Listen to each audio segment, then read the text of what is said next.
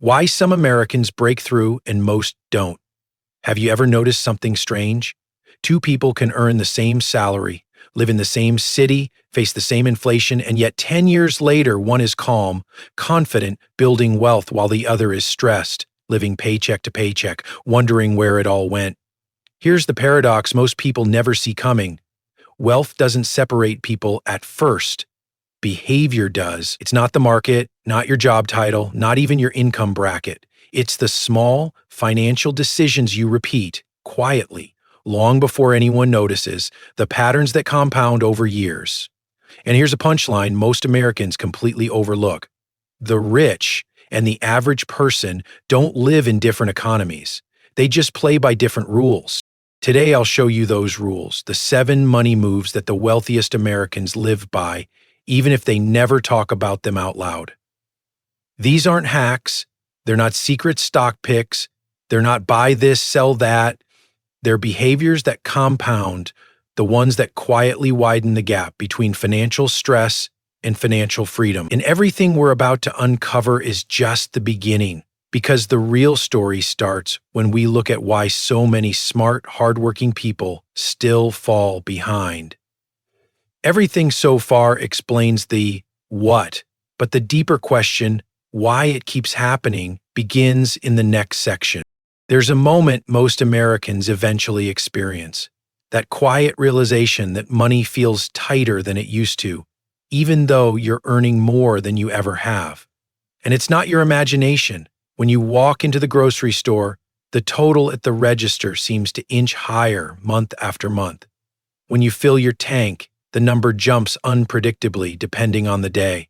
And when you look at housing, whether renting or buying, it almost feels like the numbers belong to an entirely different economy. Rent has climbed so fast in many cities that a single bedroom costs what entire apartments used to.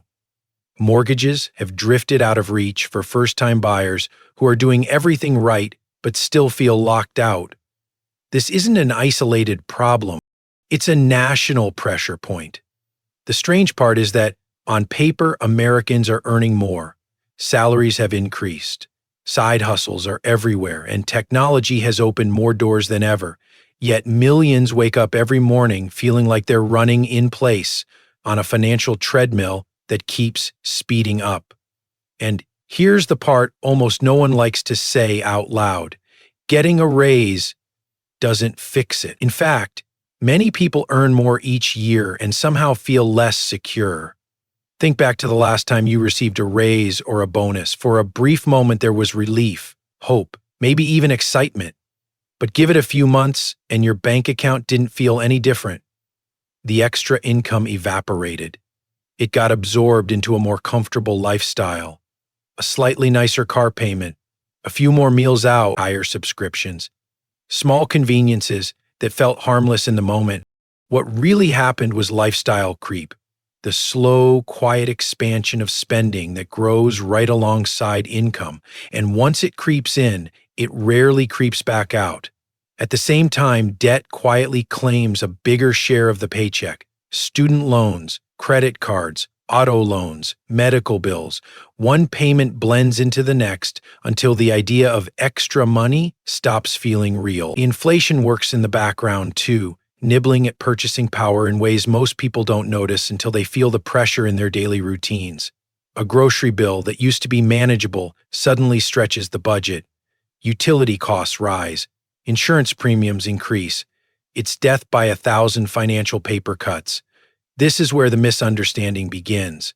Most Americans assume they have a money problem. They think the issue is income. If only they earned more, things would finally feel stable. But the truth, the uncomfortable truth, is that most people don't have a money problem. They have a system problem, and a system problem can't be solved with more income alone. Here's what actually happens in most households.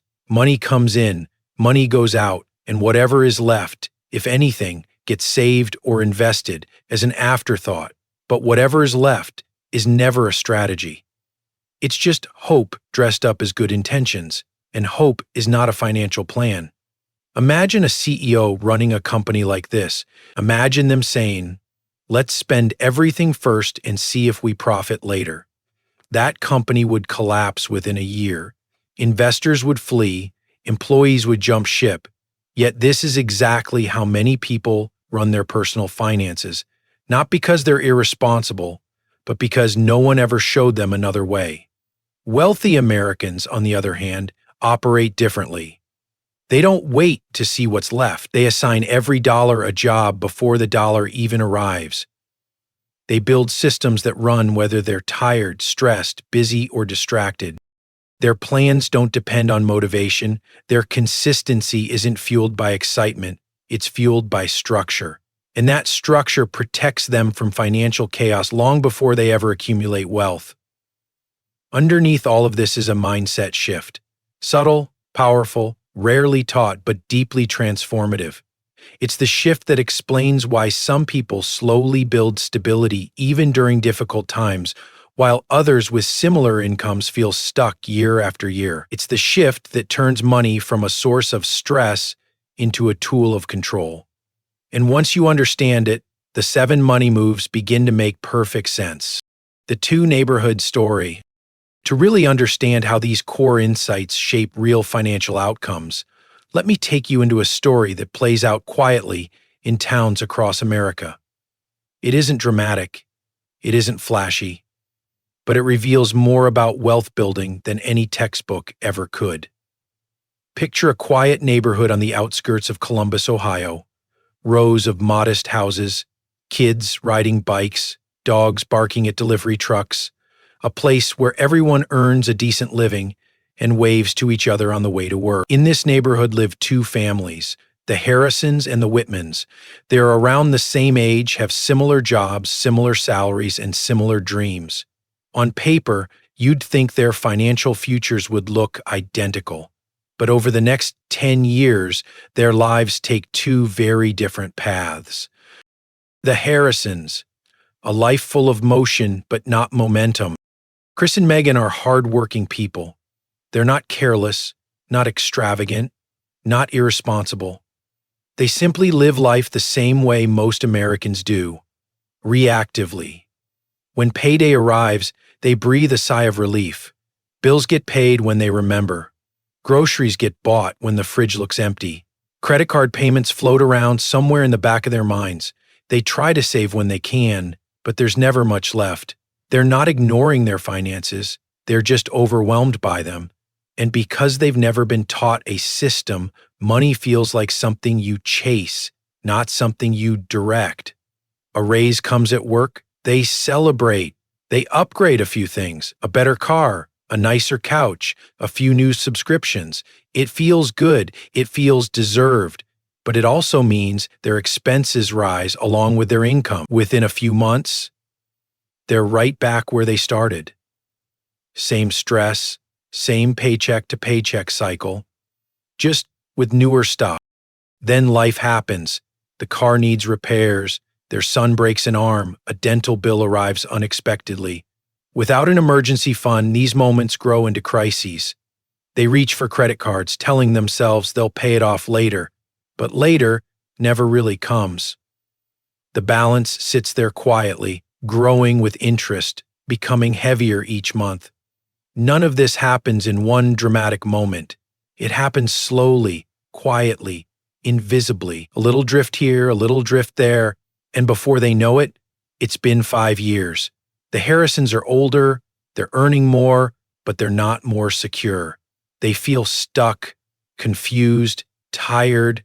They wonder why they can't seem to get ahead when they're doing everything they can. And the hardest part? They blame themselves, not realizing they've been using a financial map that was broken from the start. The Whitmans, a life built on quiet systems. Evan and Laura live almost the same life. Same job, same income, same neighborhood, same school district. But from the very beginning, they handled their money with a different philosophy, not because they're smarter, but because they follow a structure. For them, payday doesn't trigger relief, it triggers a sequence. The first dollars go straight to retirement contributions, automatically, without any emotional decision-making involved. Next come minimum payments. Then necessities, kept intentionally within a boundary they agreed on. They start building a small emergency fund, even if it's only $50, 0 cents, or $100, 0 cents at a time. Once that foundation forms, they tackle high-interest debt with focus and consistency. Nothing about their system is exciting. Nothing feels dramatic. Nothing earns applause, but that's the point. Their financial system is built to absorb stress, not create it. So when life throws the same challenges at them, the car repairs, the medical bills, the unexpected expenses, they don't crumble. They don't panic. They simply use the buffer they created. What would have been a crisis becomes an inconvenience. In year 3, they don't feel rich. They simply feel lighter. In year 5, something subtle happens. Their debt shrinks. Their savings grow. Their confidence rises. By year 7, compounding begins showing up, quietly but unmistakably. The retirement account they barely thought about starts to look meaningful. Their emergency fund reaches a point where surprises feel manageable. The taxable investments they started just to try it become a new source of calm. Meanwhile, their lifestyle stays stable. Not stagnant, stable. They intentionally resist the urge to upgrade everything as their income grows. That decision alone creates financial space, and financial space creates opportunity. Now we're 10 years in. On the outside, both families look identical.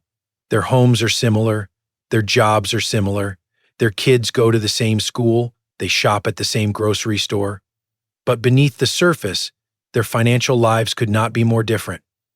The Harrisons still hope things will get better later. The Whitmans have designed a life where things naturally get better year after year. The Harrisons react to every dollar. The Whitmans direct every dollar. The Harrisons depend entirely on income. The Whitmans are supported by systems. The Harrisons drift. The Whitmans progress. And here's the part that stings, the part that hurts because it's true.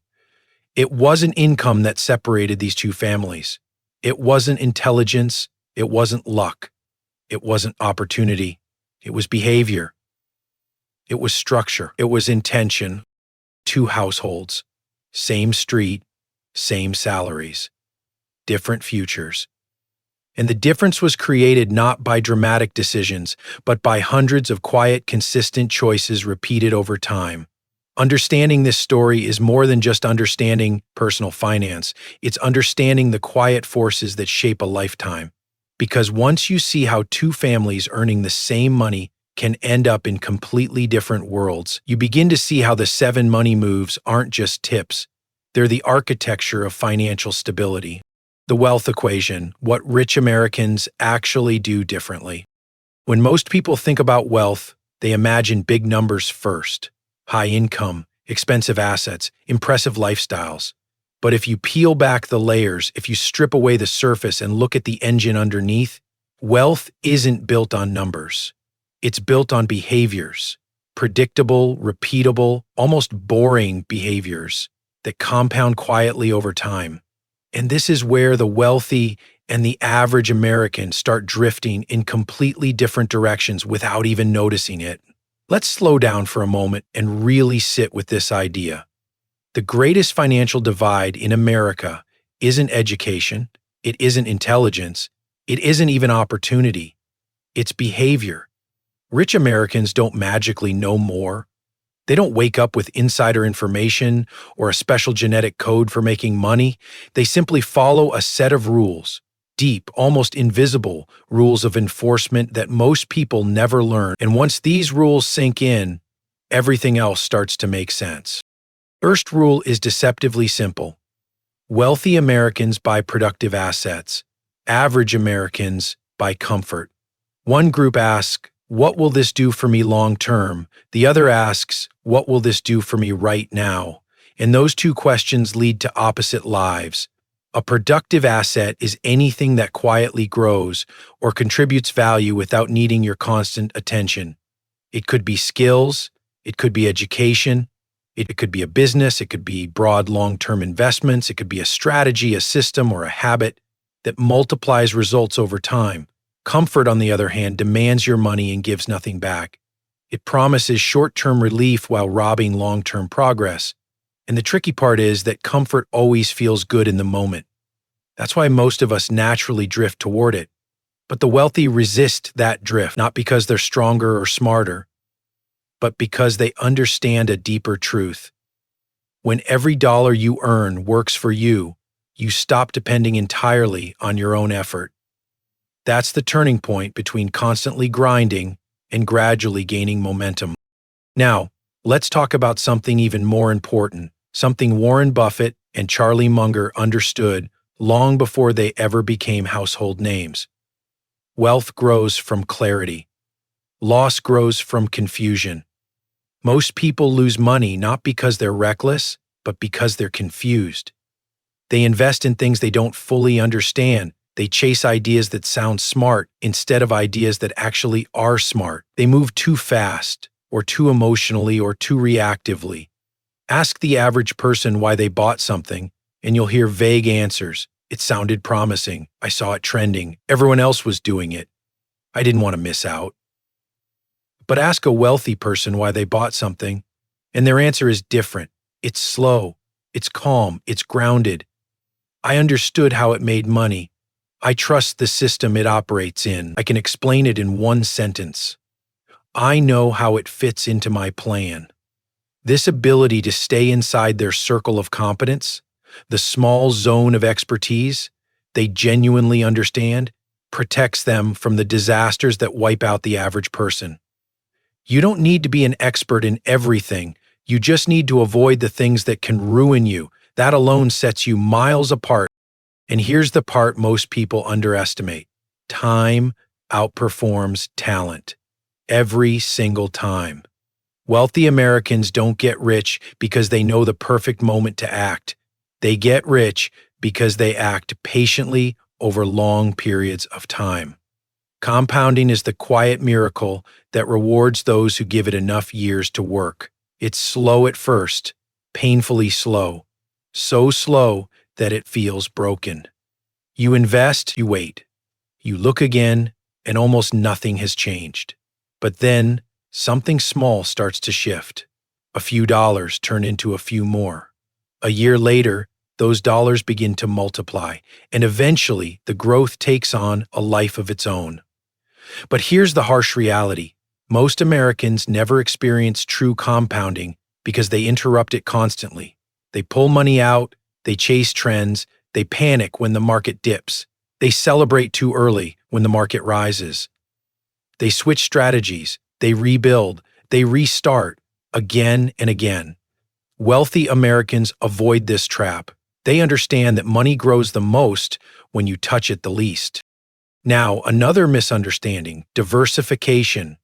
Most people believe diversifying means buying as many things as possible, throwing money everywhere to feel safe, owning dozens of stocks, funds, categories, trends. But this approach doesn't create clarity, it creates noise. Too many things to follow, too many decisions to make, too many chances to drift into confusion. The wealthy approach diversification differently. They diversify to reduce risk, not to feel busy. They may own only a few things, but they understand those things deeply. They commit long-term. They aren't trying to be everywhere. They're trying to be effective. And effectiveness is never scattered. Next comes one of the quietest wealth killers in America: fees and taxes. These invisible drains cost Americans far more over their lifetimes than any market downturn. High fees eat returns year after year. Frequent trading triggers taxes that shrink results quietly in the background, and emotional decisions amplify both problems. Wealthy Americans obsess over minimizing friction. They choose simplicity, low cost, long-term, predictable, calm. They know that a 1% difference in fees doesn't feel big today, but compounded over decades, it becomes hundreds of thousands of dollars gone, vanished, not because of bad luck, but because of small leaks in the system. Which leads to the most important insight of all. Your emotions can destroy more wealth than any recession. Fear, greed, impatience, excitement. These instincts helped humans survive for thousands of years. But in the world of money, they can ruin decades of progress in a moment. Panic selling during a downturn, overconfidence during a boom, impulse investing because a friend heard something big is coming. Wealthy Americans don't eliminate emotion. No one can. What they do is build systems strong enough to protect them from their own emotions. Automation, routine, pre-commitment, clear rules that don't change just because the market does. They build safety rails, and those rails keep them from driving off financial cliffs when stress, hype, or fear kicks in. So when we talk about 7 money moves that separate the rich from the average American, they're not random techniques. They're not standalone ideas. They're not quick wins or temporary hacks. They are the natural expression of a deeper understanding. Wealth doesn't come from knowing more. It comes from behaving differently. It comes from replacing chaos with structure, replacing guessing with clarity, replacing impatience with time, replacing noise with discipline, replacing emotional decisions with consistent systems. If you understand these core insights, even before applying any specific money move, your financial life transforms. Not in one day, not in one month, but steadily, reliably, in ways that compound just like money does. Because the real secret of wealthy Americans is this: they don't wait for life to calm down. They build systems that keep working even when life doesn't. And once you shift from reacting to directing, from drifting to designing, wealth stops feeling like something lucky people find and starts becoming something you build. Day after day, almost quietly, almost automatically. The 7 money moves that separate the rich from the average American. When you step back and look at the story of the Harrisons and the Whitmans, it's tempting to think the difference comes from one big decision. But real life doesn't work that way. Financial change never arrives as a dramatic turning point. It arrives as a series of steady, almost invisible choices that build on each other.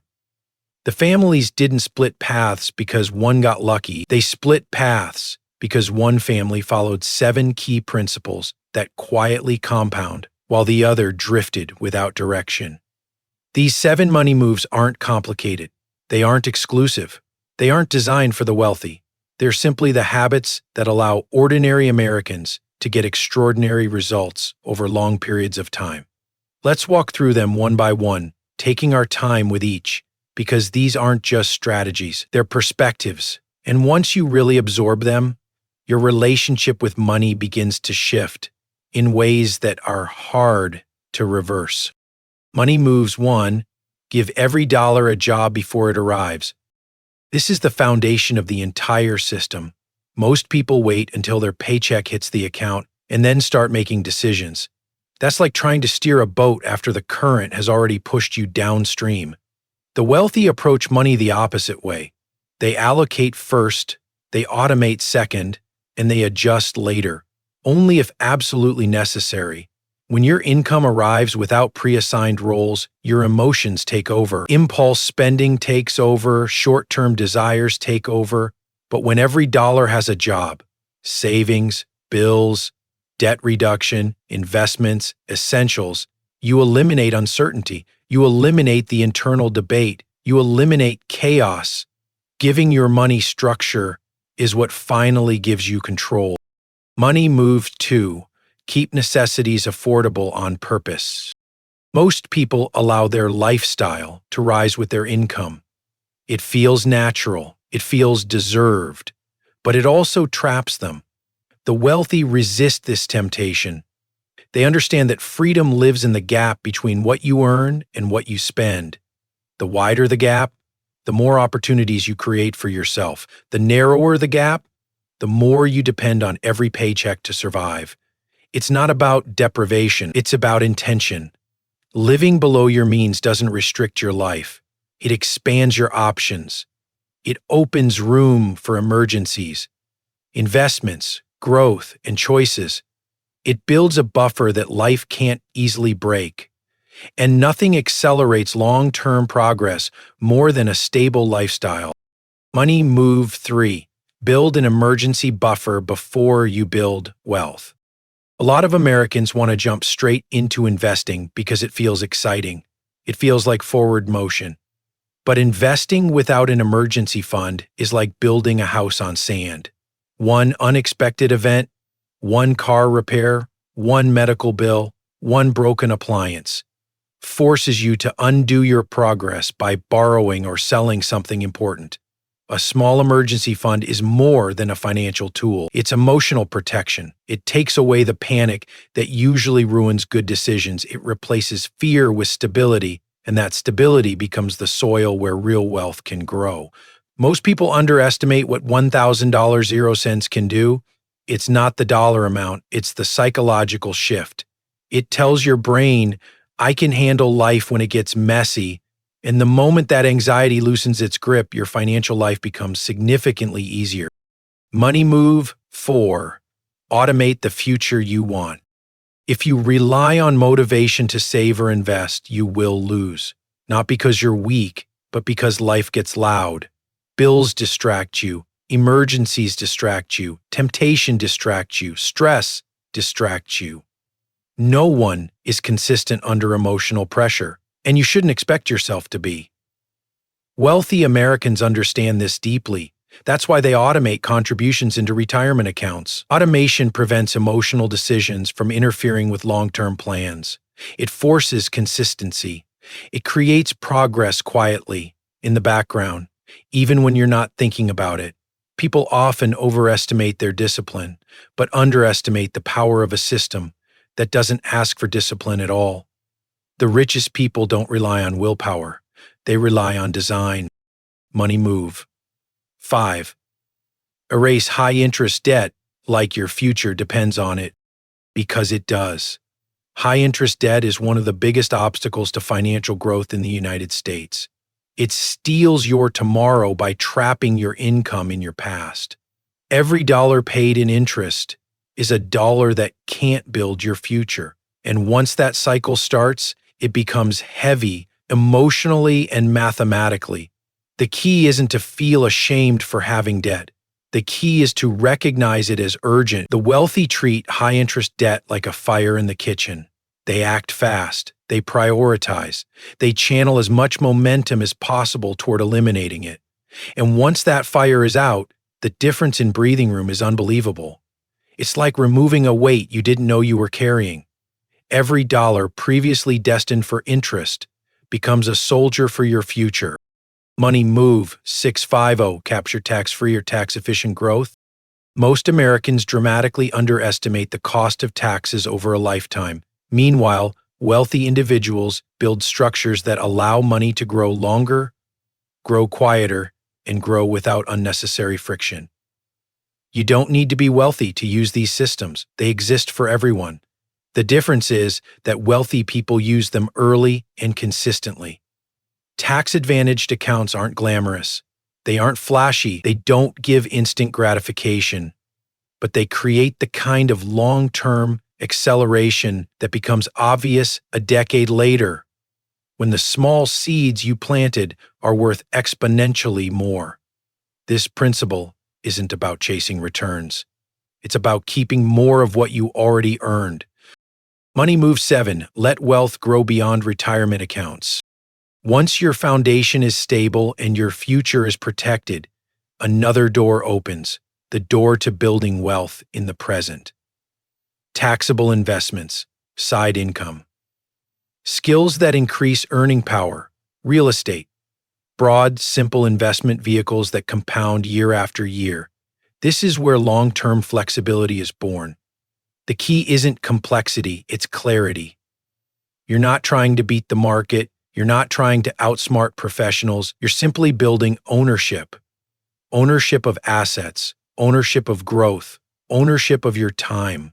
Wealth doesn't arrive suddenly. It accumulates quietly. And at a certain point, the momentum becomes impossible to ignore. It begins to carry you. The system you built starts propelling you forward instead of you constantly pushing it. Why these moves matter more than anything else. When you look at these 7 money moves together, a pattern emerges. None require luck. None require a high income. None require perfect timing or advanced knowledge. What they require is consistency. They require intention. They require the willingness to trade short-term comfort for long-term freedom. The average American tries to feel wealthy. The wealthy follow behaviors that make them wealthy. The average American relies on motivation. The wealthy rely on systems. The average American reacts. The wealthy prepare. And that's the real message of these principles. Wealth is not a destination. It's a behavior. It's a pattern. It's a design. Once you start living these moves, even in small ways, your financial life begins to shift.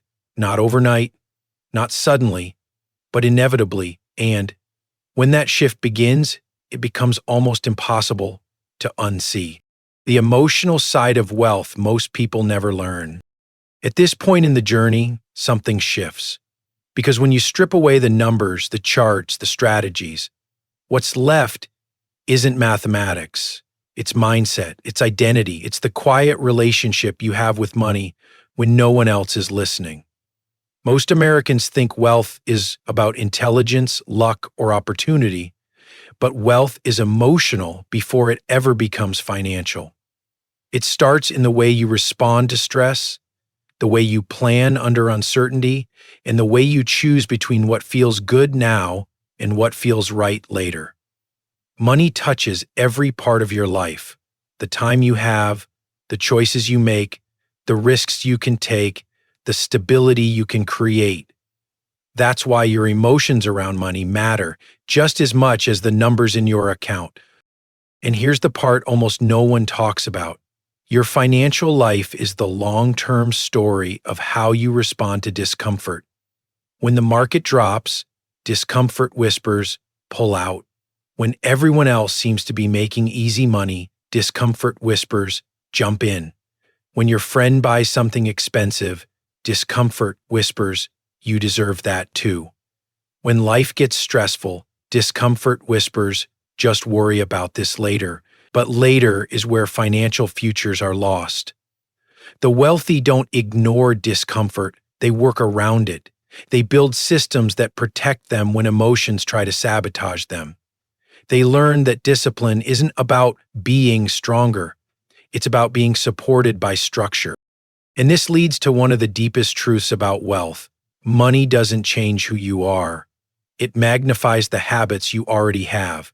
If you're scattered with a little, you'll be scattered with a lot. If you're intentional with a little, you'll be powerful with a lot. This is why transformation doesn't start with income.